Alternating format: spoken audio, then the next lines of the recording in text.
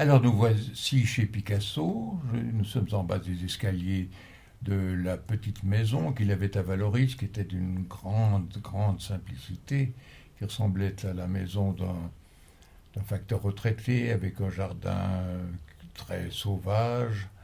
Nous commençons par une vision de Albert Schira, que j'accompagnais dans ce voyage, et de la fille de Picasso, Maya, qui est une fille qu'il avait eue avec Marie-Thérèse Walter.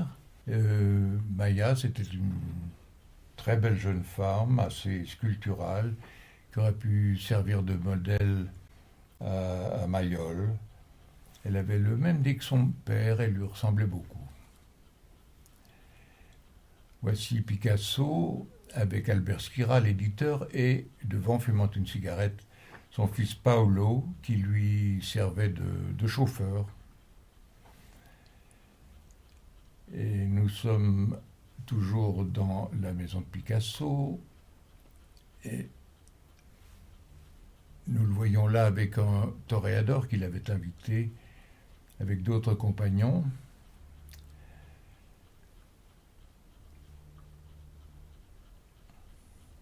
Voici le port de Golfe-Juan, qui, Valoris, est situé à quelques centaines de mètres de Golfe-Juan.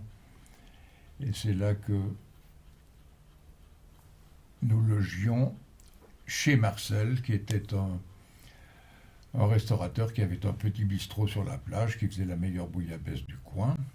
Et lorsque un navire de guerre américain mouillait dans le port, il transformait son petit bistrot en maison close. Il faisait venir de Strasbourg des filles. Sa femme tenait un lupanar à Strasbourg. Et ensuite, la vie reprenait son cours et il redevenait le cuisinier spécialiste de la bouillabaisse. Le voici devant son petit bistrot avec son personnel.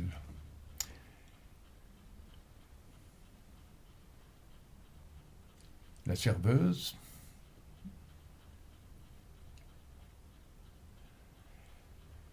Voici Marcel, allumant sa cigarette. Le serveur. Ah, ça, c'est pas Marcel, ça. Non, c'est le serveur. Et voici Schira avec Françoise Gillot. Françoise Gillot, à l'époque, elle commençait à se disputer, à se séparer de Picasso. C'était la fin de leur liaison. Alors là, on voit Schira de face, visiblement marqué déjà par l'alcool. Oui, effectivement. Mais enfin, là, nous nous trouvons à 1 heure du jour où il est encore en bon état, si on peut dire. Et voilà Françoise Gillot qui fait ses courses à vélo et qui venait nous voir chaque jour à notre bistrot. Et voici la petite maison extrêmement simple dans laquelle vivait Picasso à l'époque. Et avec un petit jardin pavé, une vase qui tenait lieu de piscine pour les 2 enfants de Picasso, à savoir Claude, son fils, et Paloma, sa fille. Voici à nouveau Françoise Gillot, et qui, en dépit de la situation très tendue qui était celle de leur couple, restait quand même extrêmement de bonne humeur et très rayonnante. Et voici à nouveau le Claude Picasso. Vous me disiez que c'est lui qui a vendu le nom de Picasso à la marque automobile. Je crois que c'est lui. Et Paloma. Paloma. Et à nouveau Claude, qui fait très espagnol et qui ressemble quand même beaucoup à son père. Alors voici Picasso, tel qu'il m'est apparu la première fois, dans le jardin de sa petite maison.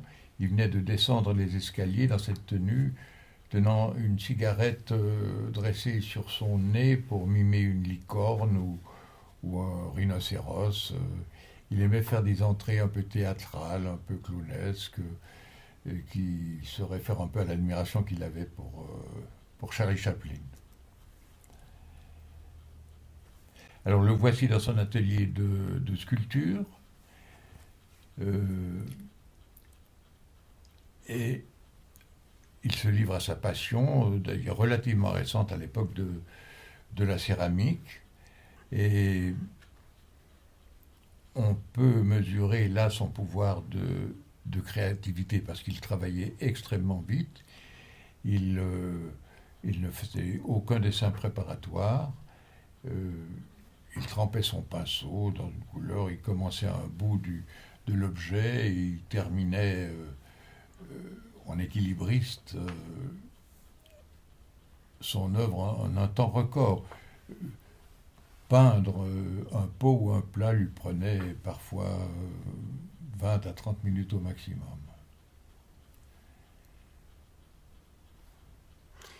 Est-ce que vous aviez le sentiment qu'il improvisait? Est-ce qu'il savait quand il commençait quelque chose? Est-ce qu'il savait vers quoi il allait? Je pense que dans certains cas, lorsqu'une forme s'imposait, il s'y adaptait immédiatement. Autrement, il aimait bien commencer par un bout et voir ce que l'inspiration allait lui dicter par la suite. Il ne préparait pas sa construction.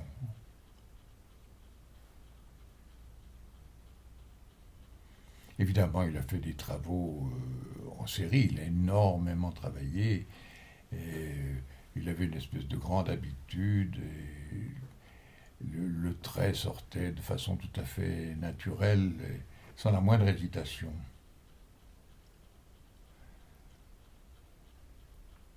Il aimait ce qu'il faisait, d'ailleurs, le plaisir de peindre se lit sur son visage lorsqu'il travaille.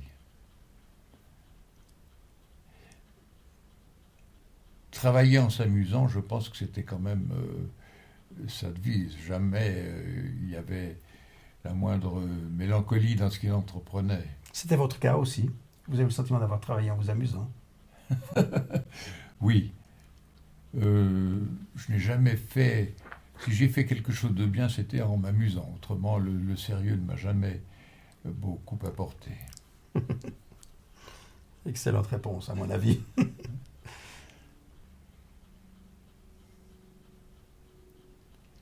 Vous voyez, il ne raffinait pas, c'était enfant, c'est une forme d'art brut, ça. Sa céramique, et il laissait les couleurs. Mais très sensuel, par contre. Hein. Oui, Les formes de ses peaux, je les trouve. Alors, dès qu'il peignait des femmes, il s'appliquait à ce que. C'est la forme du vase qui lui dictait, en fait. Oui, des espèces de fesses suggérées par la forme du vase.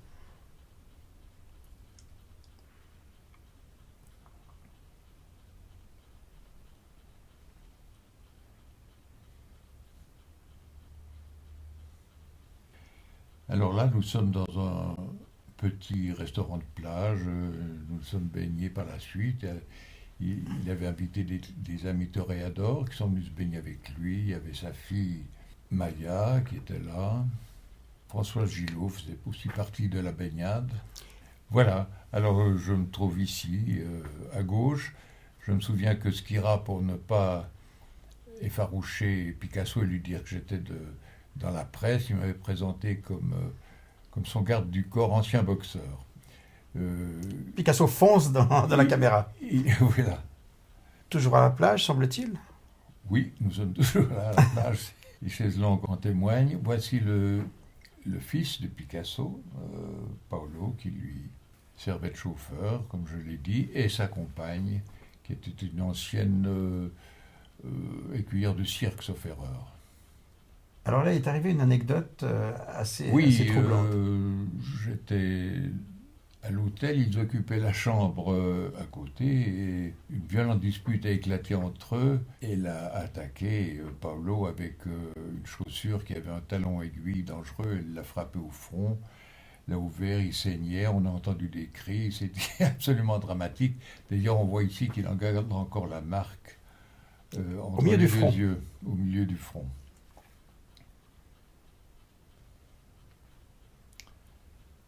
Voilà Albert Skira et Picasso, avec une sorte de bonnet d'Armailly. Il aimait beaucoup se déguiser. Et il était toujours très drôle et très convivial. Alors, vous m'avez raconté une anecdote que je trouve assez extraordinaire, c'est le matin, quand il se regarde devant le miroir, il se rase. Alors, tous les matins, il paraît-il, il se couvrait le visage de sa mousse à raser et ensuite, il dessinait dans cette mousse une bouche, des yeux, des larmes de clown. Voilà, c'était sa passion. Il y a l'acteur dont il faut tenir compte. Hein. Il savait quand même se présenter, se créer une image, mais c'était quand même un homme très spontané, très naturel, qui n'était pas fabriqué.